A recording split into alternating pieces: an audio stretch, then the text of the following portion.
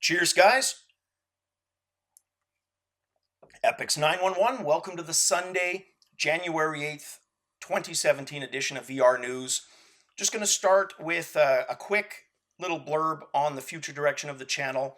Probably noticed I haven't had a quick look series game up for a couple of weeks. That's because I ordered a green screen about 8 days ago. That should arrive tomorrow or the next day. I don't know if Murphy has something to say about it. Probably Tuesday, not tomorrow.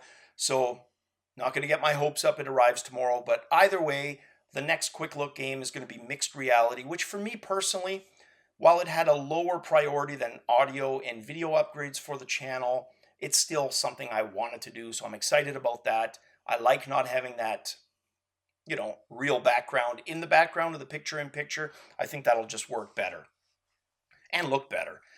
All right, let's start with HTC.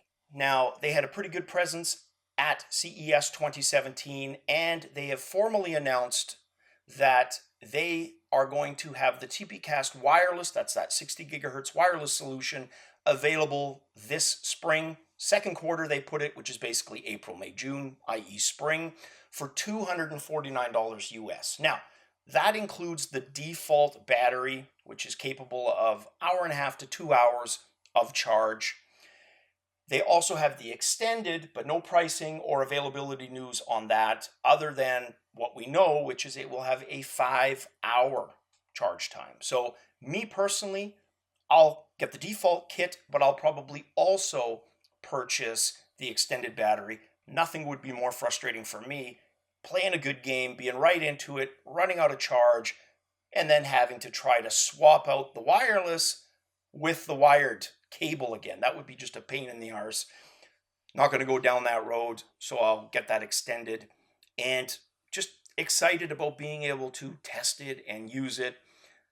Unlike, the unfortunate results from the quick VR testing, this one with their 60 gigahertz technology looks like it's going to deliver the low latency that we want for VR. So super stoked about that. Next news story, Oculus partnering with BBC Earth. Now, I live in a very beautiful part of the world, okay? And yeah, that's extremely biased, but it's true.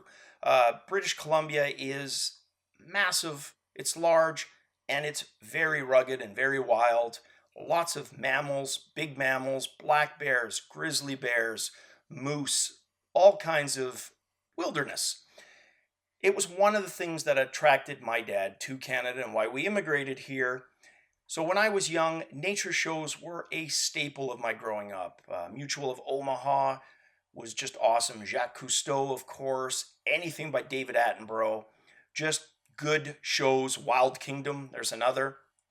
And that stuck with me my whole life. I've just enjoyed it. So this news story specifically has me excited. Their first 3 joint projects are going to involve a show on bears, one on wild cats, and a third on beetles. They're all going to be, different flexibility in each of them. For example, the bear one is called Bear Island. It's going to allow you to pick different action perspectives. So no 2 viewings would be the same, which would be pretty cool. And creative use for 360 degree, specifically for a nature show. Now, because it's an agreement with Oculus and BBC, Oculus Rift and Gear VR are the sole platforms at this point in time. Next up, Huawei, the Chinese electronic giant, is now officially the second company to have a Google Daydream headset manufactured. Now, their version of it, there should be a picture up right now, and their press statement for it reads as follows. Huawei has been working on a Daydream-ready headset for launch at a later date. The VR headset is built to be easy to use, has an adjustable focus so it can be used without eyeglasses, provides a 95-degree field of view. That I would have wished was a little higher, but that's what we get with Daydream. By bringing new headsets onto the Daydream platform, we hope to give consumers even more choice in how they enjoy VR. So very cool. That focus dial, yeah, it's a little old-fashioned, but it is what it is. First generation old-fashioned 1 year ago, right? Well, not even a few months ago, we had the older version of it. There's also 4 new Daydream ready smartphones. Of course, Huawei has a couple of those, Zenfone and Axon the fourth.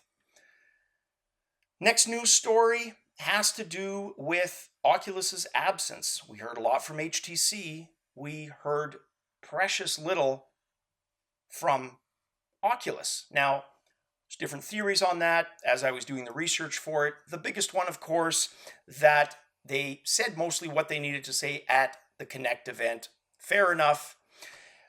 It just would have been nice to have some teases, right? Upcoming games, maybe peripherals of their own, even if they weren't ready for prime time, just to kind of tease us into 2017 a bit. But who knows, maybe at the next event. And then the last story, drum writer Seb Joseph interviewed Sony America's Senior VP of VR, Jake Zinn, and got some real good information about Sony's long game. The fact that they want to be in this for long term, starting with a foundation in games, seeing how movies and music evolve, and then getting in on that. It's a really good read. Have a look at that, guys. Check it out. That's it for the news today. See if I can get some gaming in with what's left in the evening. Cheers as always, and definitely catch you guys on the VR flip side.